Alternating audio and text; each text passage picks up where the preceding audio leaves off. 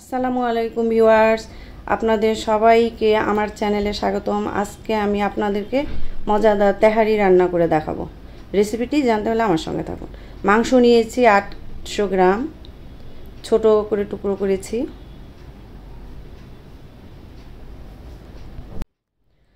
রসুন আদা বাটা 2 টেবিল চামচ,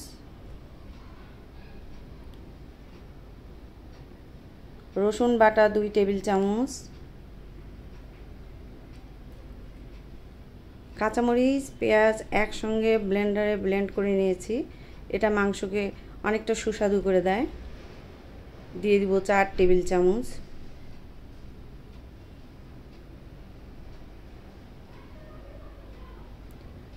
লবণ দিব 1 টেবিল চামচ, জয়ফল গরম মশলা জয়ত্রী একসঙ্গে ব্লেন্ডারে গুঁড়ো করে নিয়েছি। দিয়ে দেবো 2 টেবিল চামচ,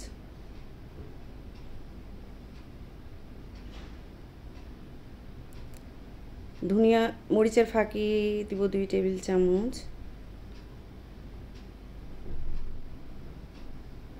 ধনিয়া গুঁড়া 2 টেবিল চামচ,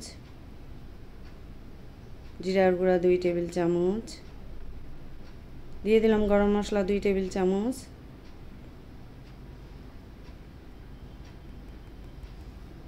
টক দই দিব 4 টেবিল চামচ।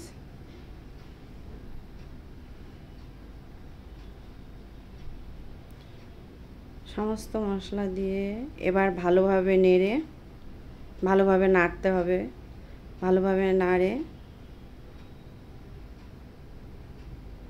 মশলা যেন মাংসর মধ্যে ঢুকে ভালোভাবে ভালোভাবে নেড়ে দিলাম। দিয়ে আধা ঘন্টার জন্য রেখে দেব। এবার একটা প্যান বসাইয়ে গরম হয়ে গেলে 1 কাপ তেল দিয়ে দিলাম। আধা ঘন্টা রেখে দেওয়ার পরে চলে আসলাম। পেঁয়াজটা প্যানের মধ্যে তেল 1 কাপ দিয়ে পেঁয়াজ কুচি দিয়ে নাড়তে হবে। ব্রাউন না হওয়া পর্যন্ত নাড়বো, ব্রাউন না হয়ে আসে। ব্রাউন হয়ে এসেছে। মাংস ঢেলে দিয়ে দেবো।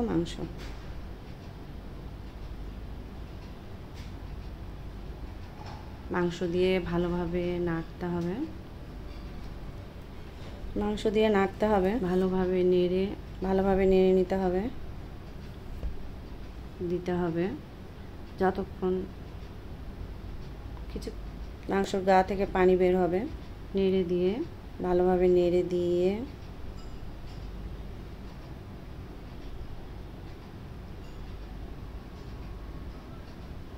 ভালোভাবে নেড়ে দিব। ভালোভাবে নেড়ে দিয়ে ঢাকনা দিয়ে দিলাম। অপেক্ষা করব পানি শুকানো পর্যন্ত। পানিটা না শুকায় ঢাকনা তুলে নেড়ে দিব। আবার পানি শুকিয়ে এসেছে। অফলাইন অবস্থায় আমি 2 বার নেড়ে দিয়েছি। এখন কষাবো। ভালোভাবে নেড়ে কষাতে হবে। ভালোভাবে কষাতে হবে। আমি এর মধ্যে আলু দিব কারণ বাচ্চারা আলুটা অনেক পছন্দ করে। আলু দিলে ভালো লাগে। আলু দিয়ে ভালোভাবে কষাতে হবে। এবার লবণ দিব। ভালোভাবে দিয়ে দেব। লবণ দিয়ে ভালোভাবে লবণ দিয়ে দিলাম। লবণ দিয়ে ভালোভাবে আবার নাড়তে হবে। আবার ভালোভাবে কষাতে হবে। নেড়ে দেব। ভালোভাবে নেড়ে আমি এটাতে গরম পানি ব্যবহার করব। ভালোভাবে নাড়া হয়ে গেলে পানি দিয়ে তেল উপরে উঠে আসলেই দিয়ে দেব পানি। তেল অনেকটা উপরে উঠে এসেছে, আমি দেখতে পাচ্ছেন।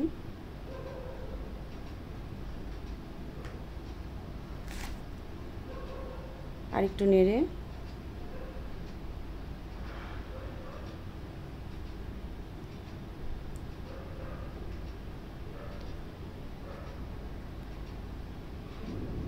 গরম পানি দিয়ে দিব। 1 কাপ, গরম পানি দিলাম 2 কাপ,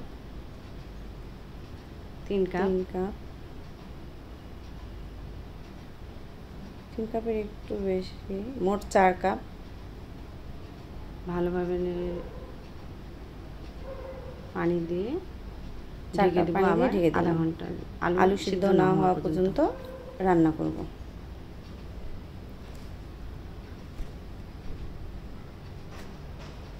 ঢাকনা তুলে দেখব, পানি শুকিয়ে আসছে। অফলাইনে আমি 2 বার নেড়ে দিয়েছি। এখন ভালোভাবে নেড়ে আধা ঘন্টা ফিরে এসেছি আমি। ভালোভাবে নেড়ে দিতে হবে। আলু অনেকটাই সিদ্ধ হয়ে এসছে, নেড়ে দিব।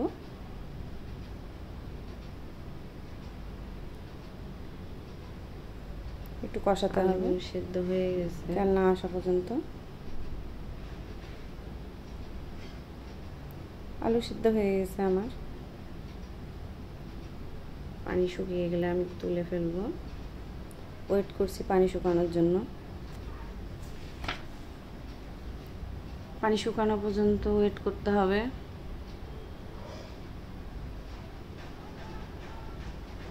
পানি শুকিয়ে এসেছে, এবার এটাকে আমি তোলার পালা। তুলে ফেলছি। আলু মাংস সবগুলো তুলে ফেলে, আলু সব তুলে নিয়ে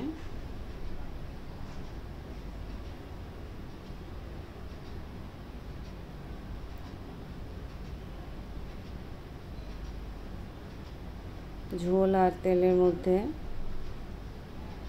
পোলার চাল দিয়ে দিব। সবগুলো আমি পোলার চাল নিয়েছি, চিনি গুঁড়া চাল দিয়ে দিলাম 3 পট।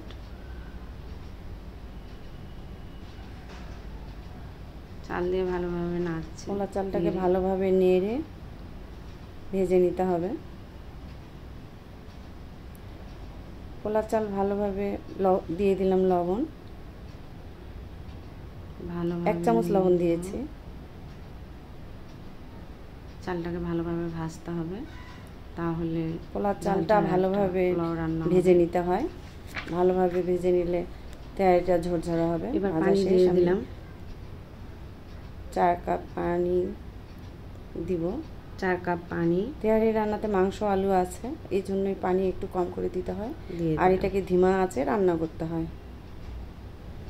তাহলে তেহারিটা অনেক ঝরঝরে পানি হয়।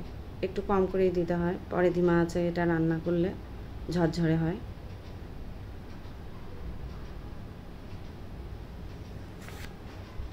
মোট আমি 4 কাপের মতো, পরে আমি একটু বেশি পানি দিয়েছি, 2 কাপ পানি দিয়েছি।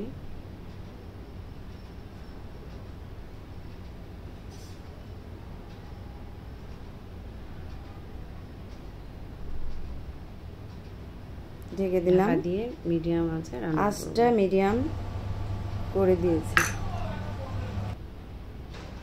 দুধের মধ্যে গোলাপ জল 1 টেবিল চামচ, গোলাপ জল দিয়ে দিলাম 1 টেবিল চামচ।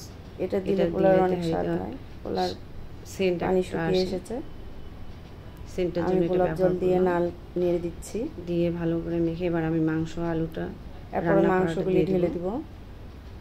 ভাতটা হাফ সিদ্ধ হয়েছে, দিয়ে দিলাম। তারপর নিচ থেকে পোলাও তুলে মাংসের মধ্যে দিলাম। সুন্দর করে দিতে হবে, দিয়ে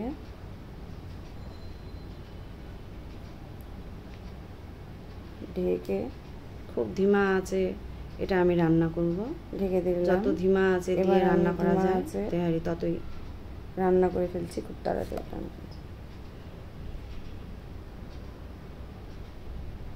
হয়ে গেছে আমার রান্না। নেড়ে দিলাম, লবণটা দেখলাম একটু শক্ত আছে, আবারও 5 মিনিটের জন্য ঢেকে রাখবো। আবার ঢেকে দেবো। 5 মিনিট রেখে পর আবার ফিরে আসলাম। আবার দেখছি হয়ে গেছে, অনেক ঝরঝরে হয়ে গেছে। তুলে ফেলবো।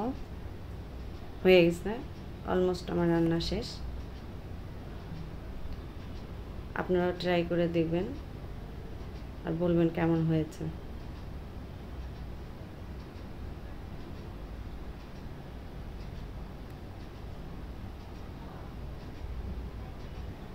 হয়ে গেছে আমার মজাদার দেখে তেহারি রান্না। অনেক সুস্বাদু হয়েছে।